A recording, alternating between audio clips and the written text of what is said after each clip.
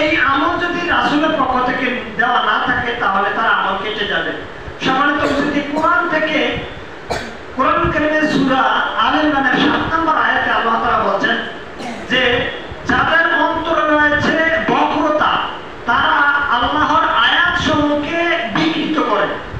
আল্লাহর যে আয়াত, এই আয়াতগুলি কিতাবের মধ্যে কোরআন কারীমের মধ্যে দুই ধরনের আয়াত রয়েছে। কিছু আয়াত রয়েছে সুস্পষ্ট আর কিছু রয়েছে অস্পষ্ট।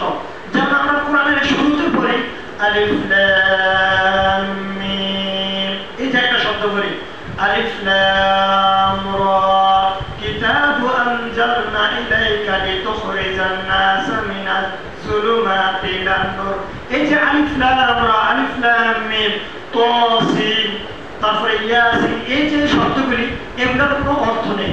পৃথিবীর কোনো বিদ্বান এগুলির অর্থ করেন বা করে না, কারণ এগুলির অর্থ সম্পর্কে ইমাম বুখারী অথবা অন্যান্য মুফাসসিররা সকলেই বলছেন যে এগুলি সম্পর্কে একমাত্র আল্লাহই ভালো জানেন।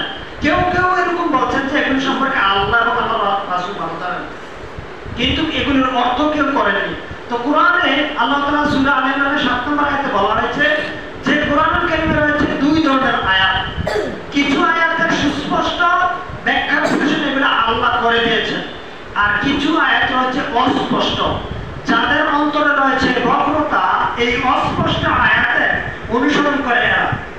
আল্লাহ সুবহানাহু ওয়া তাআলা কোরআন কারীমে ঈসা আলাইহিস সালাম সম্পর্কে খুশি হতে বলেছেন যে রহমত, তারপরে আল্লাহর নিয়ামত, রহমত এগুলি পেয়ে খুশি হতে বলেছেন ঈসা আলাইহিস সালাম সম্পর্কে তার উম্মতদেরকে।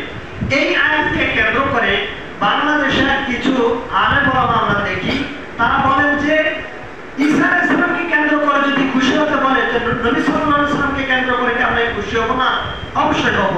কিন্তু এই কথা বলে তারা এরপর বলেন যে তাহলে মুহাম্মদ সাল্লাল্লাহু আলাইহি ওয়াসাল্লাম যেদিন জন্মগ্রহণ করেছে এটা আমাদের জন্য সবচেয়ে খুশির দিন, অর্থাৎ এই খুশিকে আমরা কেন্দ্র করে ঈদ উদযাপন করব। কারণ খুশি আরবি শব্দ হচ্ছে, প্রতিশব্দ হচ্ছে ঈদ। সম্মানিত উপস্থিতি, আমরা বলি যে সব ধরনের খুশি শব্দের অর্থ যদি ঈদ উদযাপন হয় তাহলে আমরা যে বিবাহ শাদী করি ওই দিনটা কি আমাদের জন্য খুশির দিন না? আমরা অনেক সময় আমাদের স্ত্রীদের সাথে, আমাদের ছেলে সন্তানের সাথে, আমাদের প্রতিবেশীর সাথে অনেক ভালো ভালো কথা বলতে গিয়ে অনেক সময় খুশি হই। এই খুশি হওয়া মানে কি ঈদ উদযাপন করা হয়? ঈদ উদযাপন নয়। তাহলে এখানে বিকৃত অর্থ করা হচ্ছে। আল্লাহ সুবহানাহু ওয়া তাআলা যেটা বলতে চাচ্ছেন, যেটা বুঝাতে চাচ্ছেন, সেটা বিকৃত অর্থ করে এরা নিজেদের মতন করে আয়াত উপস্থাপন করে। আল্লাহ তাআলা বলেন তাদের অন্তর রয়েছে বক্রতা, এই জন্য আল্লাহ সুবহানাহু ওয়া তাআলার আয়াতসমূহকে এরা বিকৃত করে।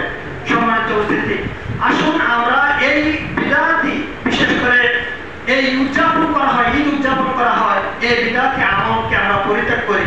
রাসূলুল্লাহ সাল্লাল্লাহু আলাইহি ওয়াসাল্লাম তার জন্মকে কেন্দ্র করে একটা আমল করতেন, সেটা হচ্ছে প্রত্যেক সোমবার এবং বৃহস্পতিবার, প্রতি সোমবার এবং বৃহস্পতিবারে তিনি সিয়াম পালন করতেন, রোজা রাখতেন। যদি আমাদের পক্ষে সম্ভব হয় তাহলে আমরা সেটা করব।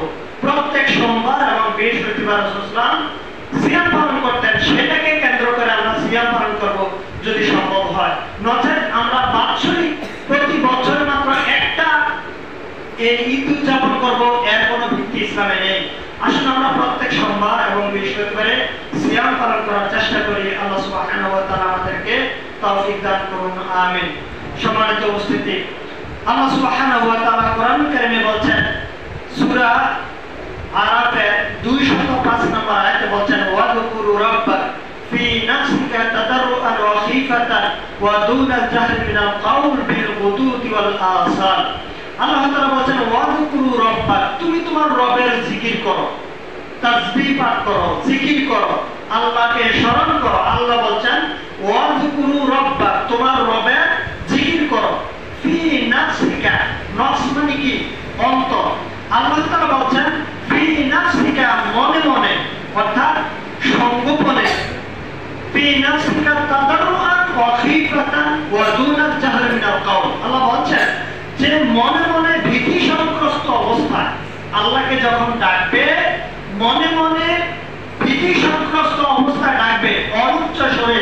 আল্লাহ বলছেন জাহরি মিনাল কাউল, খবরদার তোমার কথা দিয়ে যেন উচ্চ আওয়াজ না হয়। অর্থাৎ আমরা যখন জিকির আজকার করব আল্লাহর তাসবিহগুলি পাঠ করব। আল্লাহর তাসবিহ কি?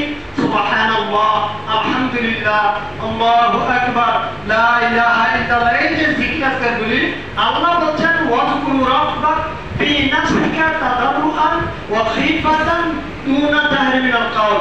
যখন তোমার রবের জিকির করবা তখন তোমরা মনে মনে ভীতি সন্ত্রস্ত অবস্থায় তোমার প্রতিপালকের জিকির করো এবং খবরদার তোমার শব্দগুলি যেন উচ্চ আওয়াজ না হয়, জিকির দ্বারা যেন উচ্চ আওয়াজ না হয়। কিন্তু আমরা দেখি যে আমাদের এই সমস্ত ব্যক্তিবর্গ যারা রয়েছে তারা দেখি যখন জিকির আজগার করে মাহফিলে, স্টেজে, বিভিন্ন জায়গার মধ্যে সম্মিলিতভাবে যখন জিকির আজগার করে তখন তারা উচ্চ আওয়াজে জিকির করে এবং কি কারণবশত তারা স্টেজের মধ্যে নাচানাচিও করে, তারপরে দর্শককে নিয়ে তারা লাফালাফি করে জিকির আজগার করে। এই জিকিরের ভিত্তি ইসলামে নাই। সম্মানিত উপস্থিতি, যেখানে আল্লাহ তাআলা গোপনে জিকির করতে বলেছে সেখানে আমরা দেখি এই ঈদে মিলাদুন্নবীকে উদযাপন করতে গিয়ে কিছু সংখ্যক লোক তারা রাস্তার মধ্যে নেমে যায়। রাস্তার মধ্যে নেমে গিয়ে সেখানে উচ্চ আওয়াজে তারা এই খুশি উদযাপন করে। কে বলেছে আপনাকে এই খুশি উদযাপন করতে? এরপরে ঈদ রাসূলুল্লাহ সাল্লাল্লাহু আলাইহি ওয়াসাল্লাম আমাদের জন্য দুইটা ঈদকে দিয়েছেন, যে মুসলমানদের জন্য দুইটি ঈদ রয়েছে।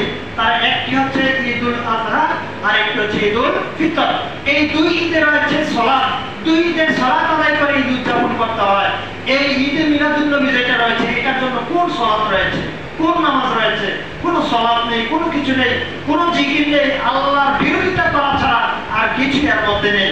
তারপরে ডিজে গান, আরো বিভিন্ন ধরনের অশ্লীল কর্মসমূহ এর মধ্যে রয়েছে, সংমিশ্রণ রয়েছে।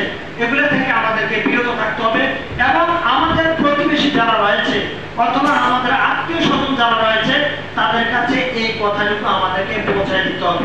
আমরা অনেকে এই বিষয়গুলি জানি, এগুলো যে বিধান এগুলি আমরা জানি, কিন্তু আমাদের এই আলোচনার বিষয়ের কারণ হচ্ছে যে এগুলিকে স্মরণ করিয়ে দেওয়া, পাশাপাশি আমাদের আত্মীয় স্বজন যারা রয়েছে, আমাদের প্রতিবেশী যারা রয়েছে